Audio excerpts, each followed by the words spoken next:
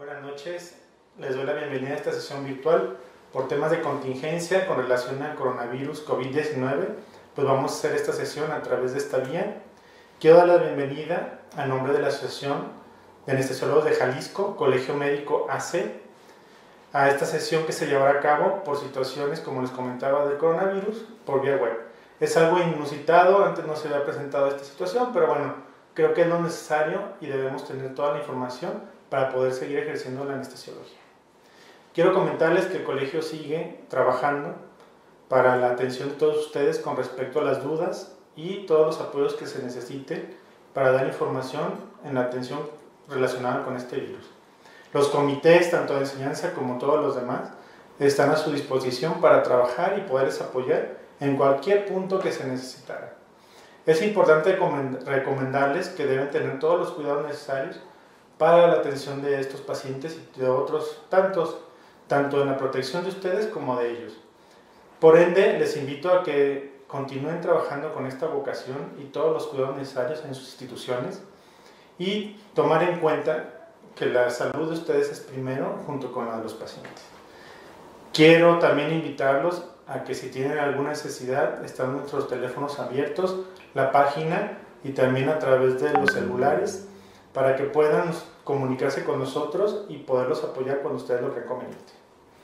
Bueno, sin más rodeos, quiero presentarles a nuestro ponente del día de hoy. Es el doctor Enrique Monares Cepeda. Él es jefe de la Unidad de Cuidados Intensivos del Hospital Ángeles Universidad en la Ciudad de México y también es adscrito a la Unidad de Cuidados Intensivos del Hospital ABC en la Ciudad de México. Aparte, es parte del comité del Colegio Mexicano de Medicina Crítica y un experto en ventilación. Por ende, pues lo invitamos a que nos dé una plática sobre el coronavirus COVID-19 y qué es lo que el anestesiólogo debe de saber. Pues bienvenidos y como les comento, estamos a sus órdenes y espero que esta sesión sea de provecho para todos ustedes. Muchas gracias. Muy buenas noches a todos. Como ya comentaron, mi nombre es Enrique Monares, soy médico de terapia intensiva y vamos a hablar de COVID-19, algunas situaciones que se tiene que saber en anestesia. Quiero dejarles abajo todas mis redes sociales. Si tienen alguna duda o pregunta, por favor, coméntenlas. Siempre estamos en comunicación y también hemos hecho una especie de telemedicina de pacientes por WhatsApp o algunos otros medios. Cuando se tiene enfrente un paciente y alguna duda, hemos apoyado, por eso les dejo mis contactos.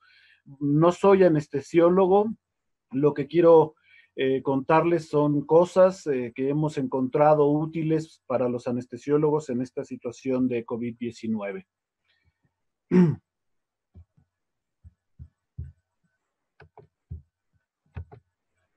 Miren, esto es muy importante, se va a publicar en una revista de acceso abierto. La experiencia que se ha tenido en otros países cuando ya está la pandemia, cuando se está en fase 3, donde ya no es necesario tener contactos de peligro, sino solo contactos sociales. Todos los pacientes que entraron a quirófano durante la pandemia que tenían COVID positivo más tarde, todos entraron asintomáticos a quirófano y desarrollaron sintomatología días después de la cirugía. Y bueno, la tasa de letalidad de los pacientes que entraron a quirófano ya siendo COVID, aun cuando estaban asintomáticos, es mucho mayor que el resto de pacientes. Y la tasa de contagio entre el personal de la salud también es mayor. Entonces, esta situación de empezar a prepararnos para que solo haya cirugía de urgencias, en dejar de hacer cirugía programada durante estos eventos de pandemia, es una situación que tenemos que tener muy consciente. El distanciamiento social y el no exponerse en ambientes no controlados médicos va a ser prioritario en las siguientes semanas. Sí es cierto de que vamos a entrar en la fase 3 en las próximas 2 o 3 semanas, pues dentro de 2 o 3 semanas tenemos que ya tener cero cirugías programadas, pero pues eso no excluye que también va a haber cirugías de urgencias, cirugías que no se pueden posponer. Y sí hay que tener mucho cuidado en esta situación de qué es una cirugía que no se puede posponer, porque pues mucha gente habla de que no pueden dejar de trabajar, etcétera, etcétera. Esto es porque no estamos viendo concretamente las posibilidades que hay de sufrir un contagio o tener una tragedia por estas situaciones.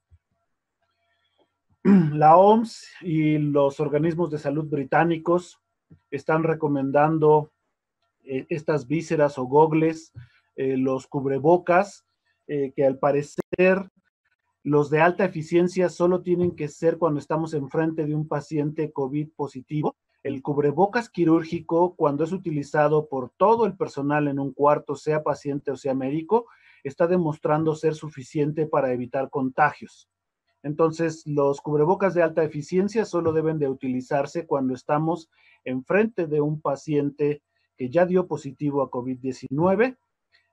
Las batas y los guantes son situaciones prioritarias en esta contingencia. Hasta el momento, los equipos completos y las escafandras completas no han demostrado alguna utilidad. Este es el mínimo indispensable para tratar con estos pacientes. Esta víscera especial que ven ustedes aquí parece ser la mejor para las situaciones de intubar al paciente, y durante el proceso de intubación del paciente, ahí sí es prioritario que tengamos los filtros N95, doble guante, también muy importante, y estar seguros de desechar el guante una vez que el paciente ha sido intubado. Estos son los protocolos de Christos Muguerza. El alto flujo o incluso las puntas nasales siempre debe de realizarse con mascarilla protectora cuando hay, aparte del paciente, algún personal de la salud en ese mismo lugar. Entonces, siempre recuerden, si no sabemos si el paciente es positivo, tanto paciente como médico deben de tener los cubrebocas quirúrgicos, y si el paciente está recibiendo oxígeno suplementario, debe de tener la máscara cubierta de arriba del oxígeno suplementario. Se tiene que tener circuitos cerrados de aspiración, y definitivamente las nebulizaciones están contraindicadas hasta que sepamos concretamente que estamos enfrente de un paciente que es COVID negativo. Los casos sospechosos, los casos no diagnosticados, no podemos utilizar nebulizadores, tienen que ser como mínimo dispositivos de dosis medida. No debemos nebulizar, porque esta es una forma muy importante de propagar, dispersar el virus. Esto es algo que se está haciendo en el hospital de Henares. Me parece algo muy útil porque se hace con un sistema Bain de anestesia. Se coloca el filtro viral, que para mí es una parte fundamental, bueno, que para todos tiene que ser una parte fundamental, y al lado se coloca una válvula de PIP con una conexión de pieza T, y esto va directamente hacia la máscara. Y a partir de esto, entonces, tenemos una forma de darle presión positiva al paciente, una forma de oxigenar al paciente, y también muy importante, una forma de aislar la vía aérea del paciente para evitar contaminaciones al máximo. Se está recomendando que así es como el paciente debe ser trasladado y transportado a quirófano. Sepamos o no que tiene COVID positivo, todos los casos a partir de ahora deben de ser tratados como si fueran positivos, y esto no es más que el aislamiento, el cubrebocas y el aislamiento de la vía aérea lo más pronto posible. Esta es la forma como queda el dispositivo, lo cual es muy útil tanto para oxigenar al paciente, darle presión positiva, como para, lo menciono mucho, la vía aérea debe de estar aislada lo más pronto posible. Parece que estas cajas de intubación no son tan útiles para disminuir la dispersión de partículas, y muy importante, no deben ser utilizadas en escenarios de vía aérea difíciles. Todos los que han utilizado estas cajas hablan de que es excesivamente incómodo el tratar de intubar con estas cajas. No podemos darle posición al paciente con las cajas, lo cual si está a 0 grados también aumenta mucho el riesgo de broncoaspiración, y realmente la minimización de la exposición a partículas no es tan importante, o sea, no disminuye el riesgo el utilizar esto, pareciera que es solo una cosa que tranquiliza a la gente por estar viendo esta imagen. También es bien importante, todo control de la vía aérea se tiene que hacer a técnica de 2 manos. Es excesivamente importante aislar por completo la vía aérea del paciente y colocar los filtros de exhalación como se ven en esta imagen para asegurar que la vía aérea del paciente está completamente aislada de nosotros. Esto es lo único que ha valido la pena, esto es lo único que ha hecho un cambio significativo con los pacientes. Lo que nosotros estamos haciendo es esta, eh, esta, eh, esta técnica de conectar directamente al paciente, al ventilador o al circuito de anestesia, directamente a la mascarilla laringea, y en el momento del contacto poner un filtro antiviral HME. Y pues lo que nosotros hacemos es darle presión positiva como una ventilación en apnea justo antes de intubar al paciente. Estas son 2 situaciones. Por un lado, estamos preoxigenando al paciente antes del control de la vía aérea, y por el otro lado, estamos aislando la vía aérea para asegurarnos que el paciente contamine lo menos posible durante la intubación. Entonces, todo lo que tenga una conexión a un, a un circuito de exhalación del paciente, todas estas imágenes, todas estas partes de exhalación tienen que tener un filtro viral. Esto es indispensable, y también se debe de utilizar a las ramas exhalatorias de la máquina de anestesia. Esto se presenta como una de las medidas más importantes para el cuidado del personal de la salud en quirófano.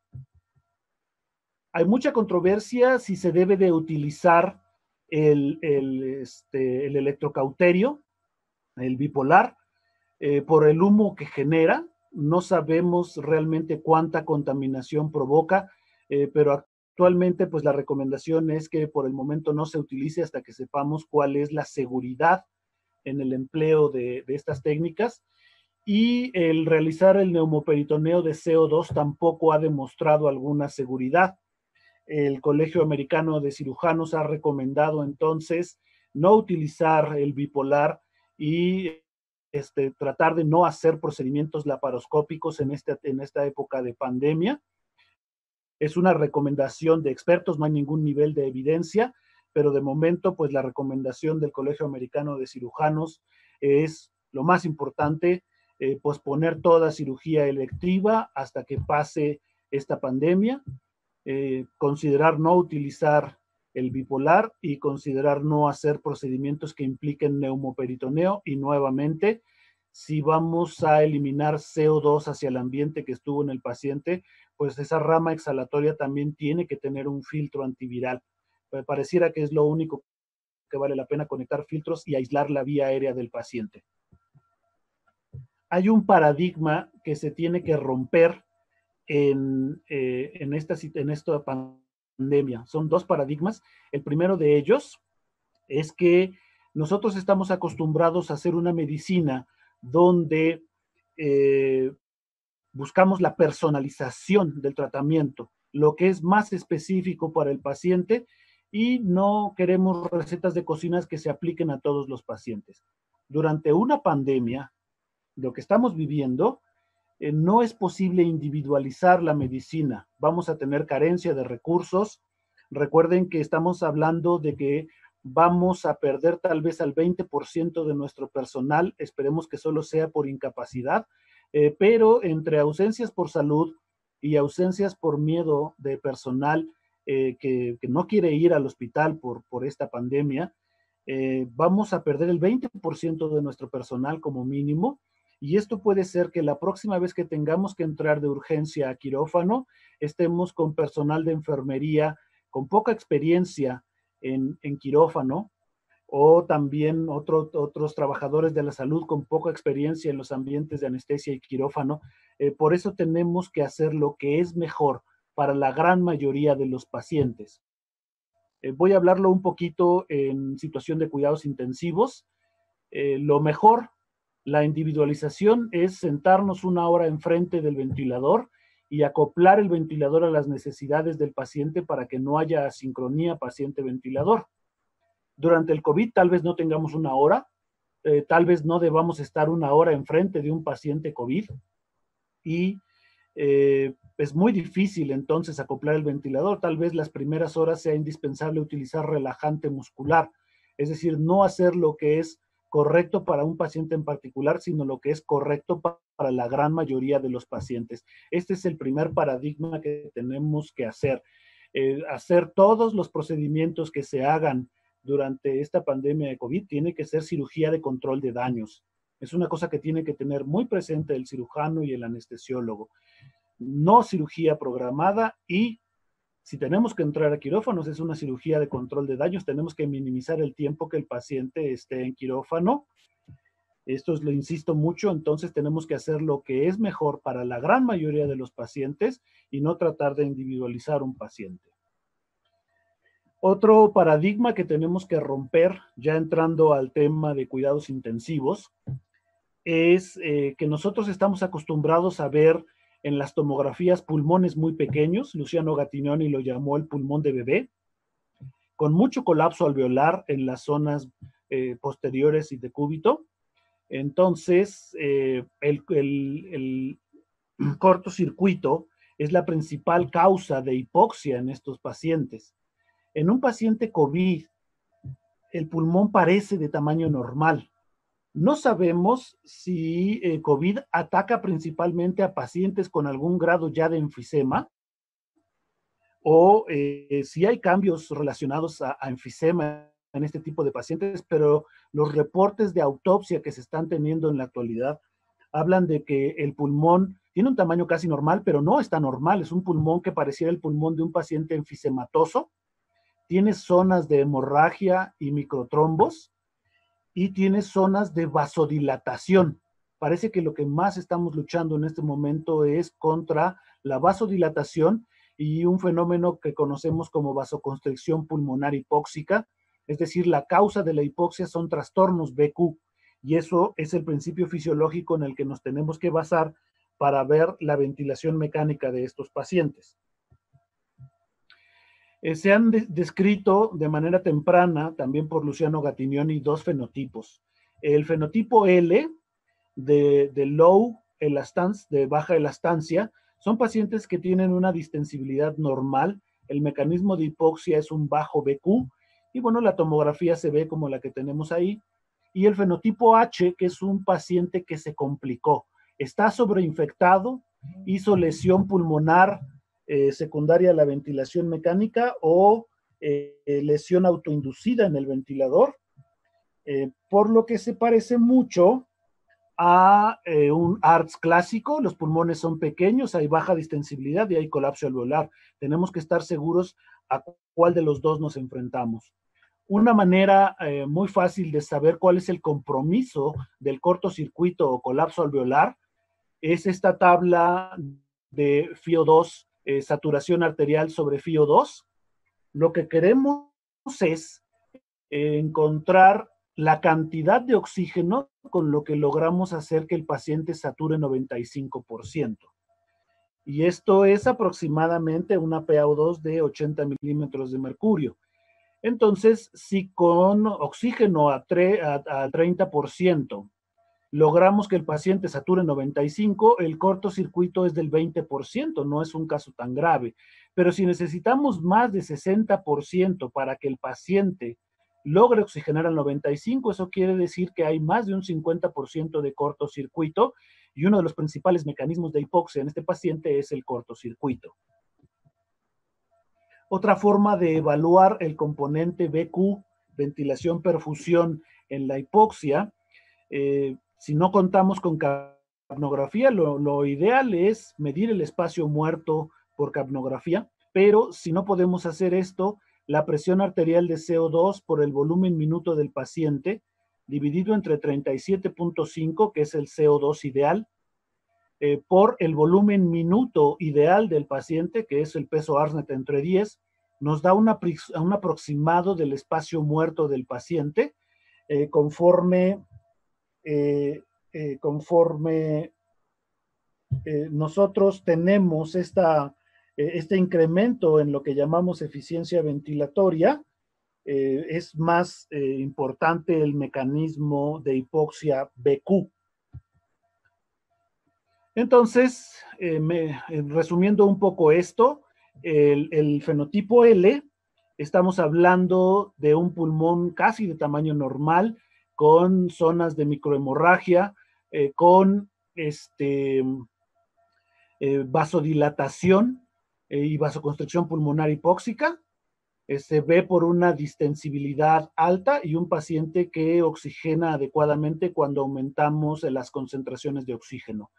El fenotipo H son pacientes con distensibilidad muy baja y no respondedores a oxígeno. Esa es una forma de saber contra qué estamos peleando. Si podemos medir la distensibilidad del paciente en la máquina de anestesia, el fenotipo L tendrá una distensibilidad aproximada de 40 milímetros sobre centímetro de agua y el fenotipo H tendrá una distensibilidad menor de 40 mililitros por centímetro de agua. Otra situación, a lo mejor no vamos a poder hacer un ultrasonido para evaluar a este paciente, pero sí tenemos que saber que todos tienen una vena cava dilatada que casi no colapsa, que no corresponde tanto con hipertensión pulmonar, pero que sí tiene un ventrículo derecho dilatado. Esto quiere decir que estamos ante un paciente con congestión hepática. Casi todos los pacientes van a estar relativamente hipervolémicos. A lo mejor en global están hipovolémicos, pero respecto al circuito venoso, a la congestión pulmonar, todos están hipervolémicos, todos tienen un cierto grado de disfunción de ventrículo derecho. Si ustedes ven en el hígado, las venas suprahepáticas van a estar dilatadas, lo cual hace que las dos se vean desembocando en la vena cava superior con una imagen que se ha referido como de conejito, como un conejo. Las orejas son las venas suprahepáticas y la cabeza del conejo es la vena cava. Esto se ve cuando hay sobrecarga pulmonar, cuando hay congestión del sistema venoso. Entonces tengan mucho cuidado porque estos pacientes no toleran muy bien la infusión de volumen. Por el contrario, tenemos que mantener balances lo más neutros posibles y recordar que estos pacientes deben considerarse pobres respondedores a volumen y tal vez hipervolémicos. Tengan mucho cuidado con este manejo hemodinámico de los pacientes. Evaluar a un paciente tal vez no requiera una gasometría arterial, es dolorosa, consume tiempo, no hay muchos recursos y realmente el tener una saturación sobre una FiO2 nos da suficiente información de la oxigenación de los pacientes y la demás información la podemos tomar de una gasometría venosa. La SAFI, saturación sobre FiO2, menor de 325, con oxígeno suplementario, el que sea, oxígeno a puntas nasales, nos evidencia un paciente con hipoxia. No todos los pacientes con hipoxia se van a intubar, no todos están tan graves, pero los pacientes que tengan una SAFI menor de 325 tienen un grado de hipoxia. Entonces, una forma muy fácil de ver el grado de hipoxia es que un paciente con puntas nasales, oxígeno a 3 litros minuto, que sature menos de 92%, está severamente hipoxémico. Un paciente que esté a 6 litros minuto de oxígeno, tal vez con una mascarilla, que sature menos de 93 está con hipoxia, y un paciente que tenga una máscara reservorio, oxígeno a 10 litros minuto, si satura menos de 95%, está con un grado de hipoxia severa. Estos pacientes son del 2016, no son pacientes COVID, pero realmente así se están comportando los pacientes COVID. Los pacientes que estuvieron internados y nunca se intubaron tienen la misma mortalidad que los pacientes que se intubaron de manera temprana, mientras que los pacientes que tardamos en intubar tienen el doble de mortalidad. Realmente lo único que vale la pena en el tratamiento de este tipo de pacientes es la intubación temprana. Los pacientes que nunca fueron intubados tenían una saturación sobre FiO2 mayor de 212. La intubación temprana tenía una SAFI menor de 160. Es decir, la intubación temprana tenía menos de 80 de saturación con 3 litros de oxígeno, menos de 92 con 6 litros y menos de 95 con 10 litros, mientras que el nunca intubado saturaba arriba de 98 con 10 litros. Estos son grupos de pacientes muy fáciles de diferenciar. El problema es diferenciar entre el nunca intubado y la intubación tardía, porque hay una zona gris ahí. Los dos tenían una SAFI 212. El problema son, por ejemplo, los pacientes que están saturando 93,6 litros y creemos que están a salvo porque saturan 93. Hay que tener mucho cuidado con eso. Siempre que nos hablen de una saturación, tenemos que saber con qué FiO2 se logra esta saturación. Un paciente puede tener 92 de saturación de oxígeno y estar muy bien, y otro puede tener 92 de saturación de oxígeno y estarse muriendo. La diferencia es del que tiene 92 y está muy bien, satura 92 al aire ambiente, mientras que el que tiene 92 y se está muriendo está con oxígeno al 100%. Pareciera que lo que nos da la diferencia entre nunca intubado e intubación tardía es que el nunca intubado no tiene disnea y el de intubación tardía tiene un trabajo respiratorio excesivamente aumentado. Prácticamente el criterio para intubar a estos pacientes es el trabajo respiratorio que tienen más que algún grado de oxigenación. Por eso algunos autores están recomendando utilizar el índice de ROX, que es la SAFI sobre la frecuencia respiratoria. Menos de 5 es un paciente que requiere ser intubado, 5 a 9 es una zona gris, no sabemos, y más de 9 es un paciente que no parece requerir algún apoyo extra del que tiene actualmente para lograr este índice de ROX. Otra situación, como decíamos, es que la meta no es la mejor oxigenación. Entre el tratamiento conservador y el liberal no hay una diferencia en mortalidad y sí puede haber una diferencia entre utilizar altas concentraciones de oxígeno y darle mucho oxígeno a un paciente que no lo necesitaba para sobrevivir, lo cual puede ser quitarle oxígeno a varios pacientes en el futuro. Recuerden que estamos ante una pandemia. Si los recursos de la ciudad de Nueva York no son suficientes para esta pandemia, ahora tenemos que pensar en nuestros recursos. Si utilizamos un sistema liberal de oxigenación, tenerlo más de 96, pues entonces vamos a utilizar mucho oxígeno y mucha presión también es mucha condensación, es mucha energía y costos para el hospital. El volumen corriente bajo es la parte más importante de la ventilación mecánica. No poner un volumen corriente adecuado es un aumento de la mortalidad del 23% y esto no se debe a la virulencia o patogenicidad del virus, se debe a decisiones que nosotros tomamos. Durante una epidemia, tal vez no tengamos tiempo de medir al paciente, tal vez el paciente tenga alguna medida de aislamiento que no nos permita medirlo, o incluso la cinta métrica pudiera ser un vector de transmisión del virus. Por eso, en una pandemia, ya como estamos hablando de este escenario que la Secretaría de Salud nos está planteando, en la que un médico especialista va a dirigir a 5 médicos generales o no especialistas para cuidar a 35 pacientes, bueno, si ese es el punto, a lo mejor no tenemos tiempo de medirlos a todos. A lo mejor es riesgoso medirlos a todos, entonces lo que nosotros proponemos es utilizar un promedio conocido en nuestra población, ver nuestros archivos de manera retrospectiva y saber que al menos en la población que yo veo en mi hospital, cuando ventilamos un hombre a 450 mililitros, lo ventilamos entre 6 y 7 mililitros por kilogramo de peso, lo cual es suficiente. Cuando ventilamos una mujer con 350 mililitros, la ventilamos entre 6 y 7 mililitros por kilogramo de peso. Por supuesto, hay mujeres muy altas, hombres muy pequeños, pero este es un buen número. No les digo que esto va a ventilar a todos, les digo que es un buen número para empezar y hacer los ajustes necesarios para cada paciente. Otra regla muy importante es que la PIP ideal no existe. Llevamos 50 años tratando de reportar un estudio donde una forma de titular la PIP mejore la mortalidad y nunca se ha reportado esto.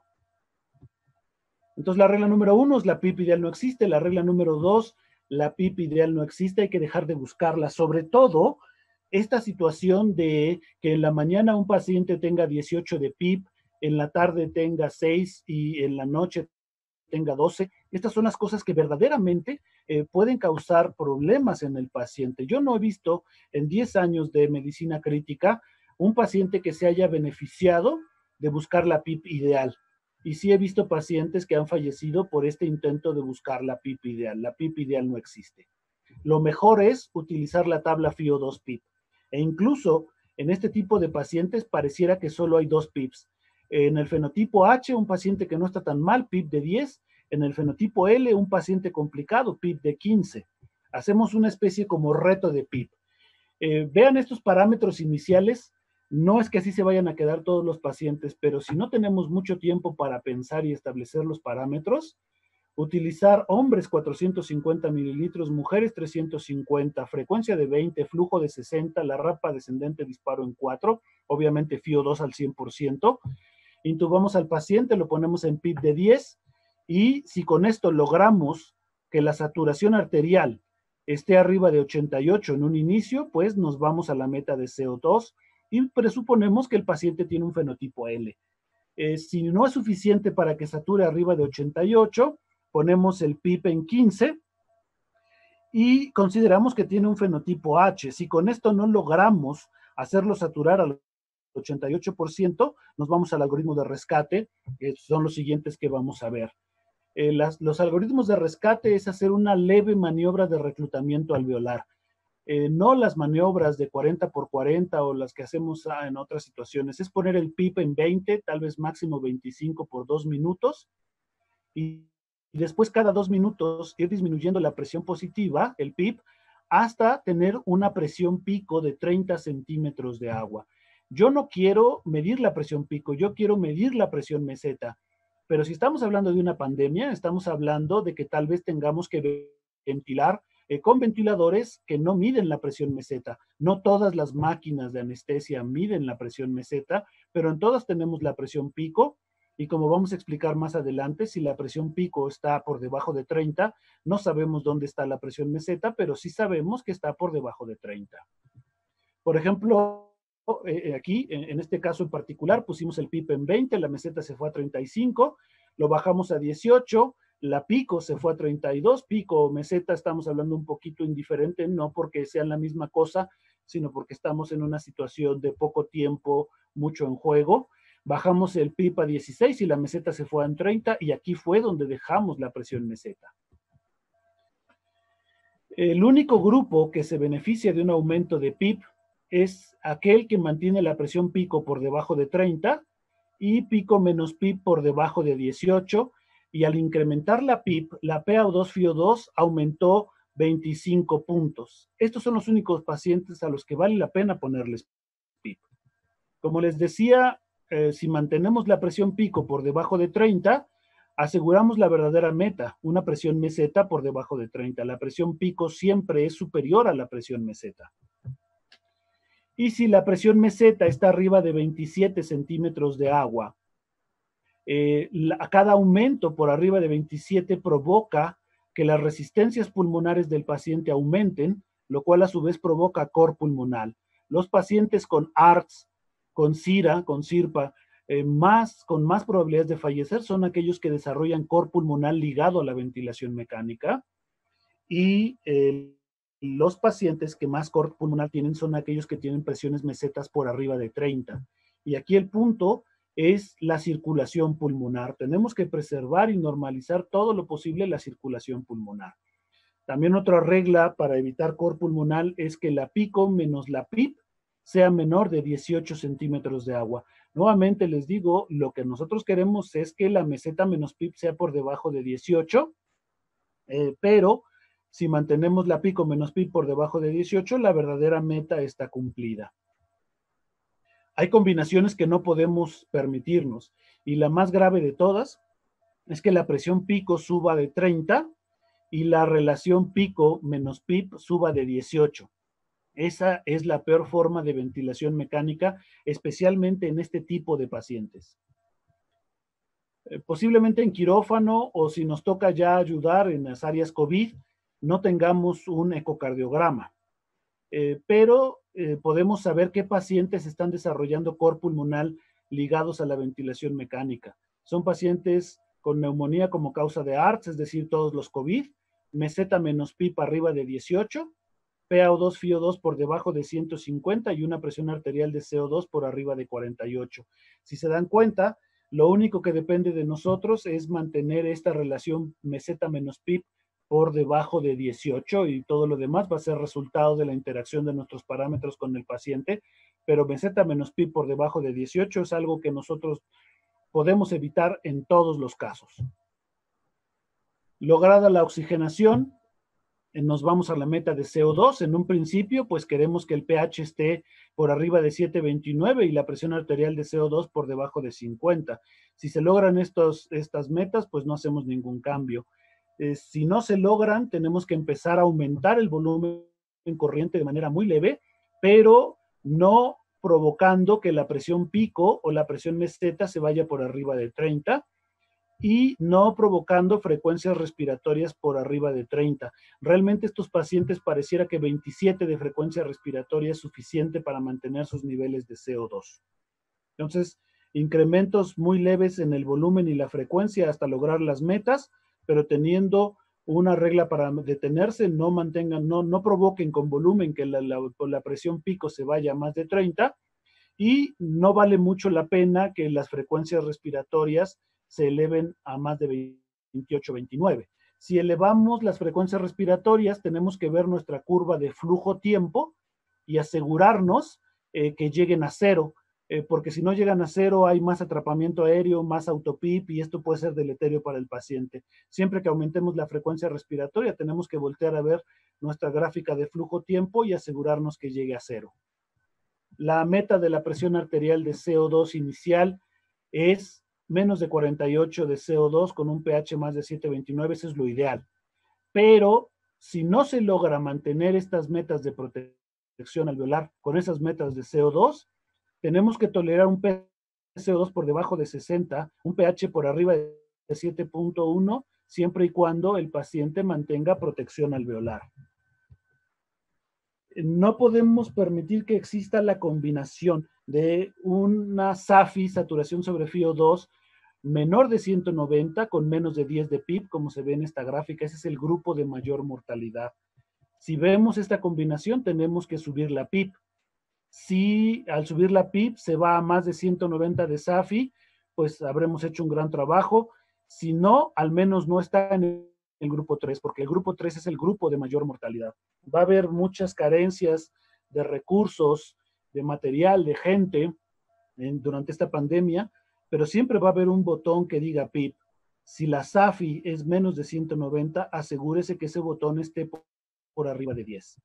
Si no corremos con buena suerte y la SAFI sigue en menos de 190, el paciente tiene que estar en posición prono o tal vez con relajantes musculares en infusión continua.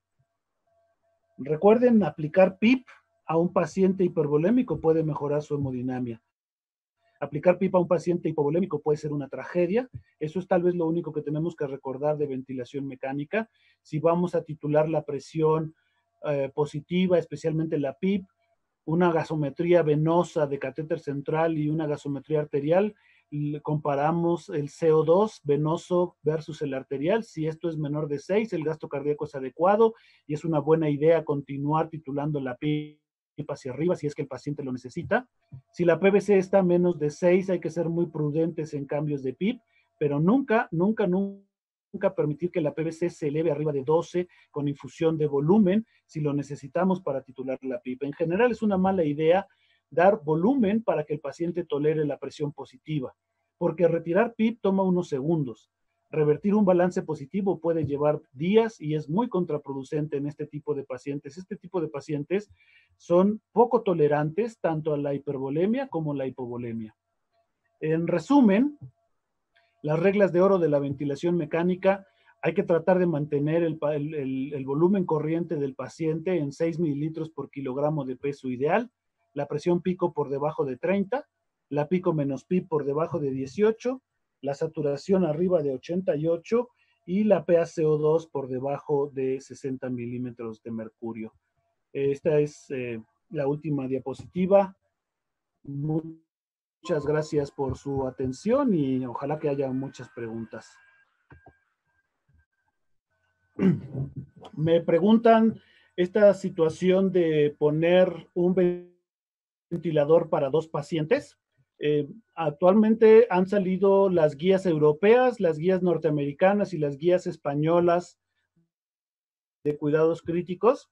Ninguna de estas 3 asociaciones, a decir verdad, ninguna sociedad científica eh, recomienda, o más bien todos rechazan esta situación de tratar de poner 2 pacientes en un ventilador.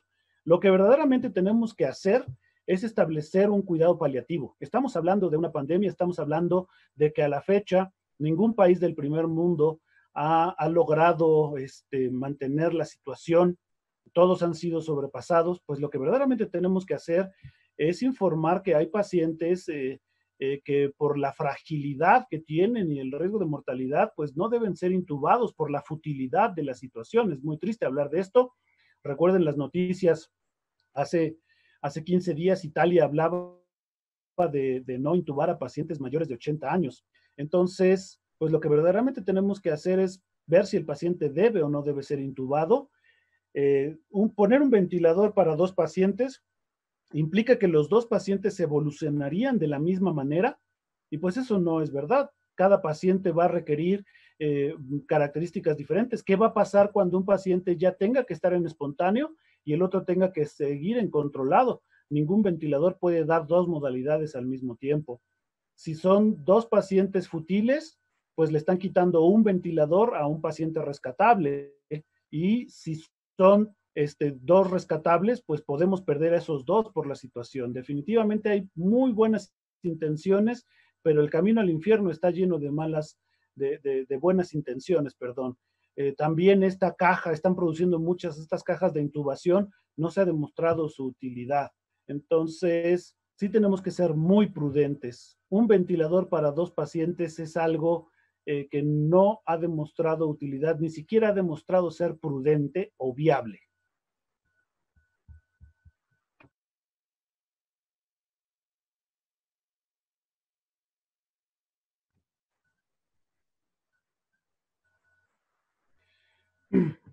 Pues agradezco mucho la invitación y ojalá todos estos comentarios hayan sido de alguna utilidad. Nuevamente me pongo a las órdenes de todos ustedes en las redes sociales. Manténganse a salvo, por favor, cuiden y cuídense mucho y cuiden a su familia. Muchas gracias por todo y nos vemos pronto.